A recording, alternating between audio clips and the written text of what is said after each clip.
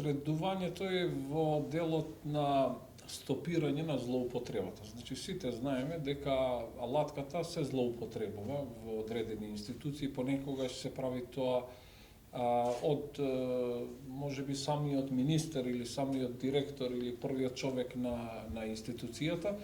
Меѓутоа, повеќето од случаите се прави од кандидат. Значи, имаме случаи каде кандидатот во еден одреден конкурс на 3 работни места аплицира со 3 различни националности.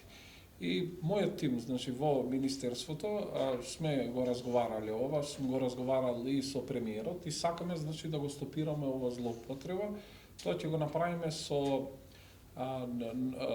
новите закони, законот за вработените во јавен сектор и законот за административни службеници, каде ќе го задолжиме Агенцијата за администрација во нивниот софтвер систем, како што е сега полето МБГ затворено, исто така да биде затворено и полето националност. Односно, ако кандидатот при креирање на профил еднаш ќе каже дека е македонец или албанец или турчин или било која националност, да не може тоа после минута да го промени за да аплицира во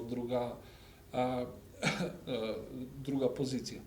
Така што во случај кога еден кандидат ќе селектира погрешна националност, може да прати барање до агенцијата за да тоа се промени. Значи, со ист систем како што е со МБГ, ова го имаме разговарано со неколку колеги министри, со премиерот, и ние као министерство тоа ќе го предлагаме, мислиме дека тоа би го средил овој делот на злоупотребата. Меѓутоа, сега ако е прашањето по-генерално за балансерот на кого му служи, тоа би требало да му служи на граѓаните, односно сите граѓани без обзир каква етничка припадност имат, да имат аксес во институциите, во сите институции, бидејќи ние се уште имаме статистики каде гледаме дека одредена заедница не е ни 1% застапена во одредена институција.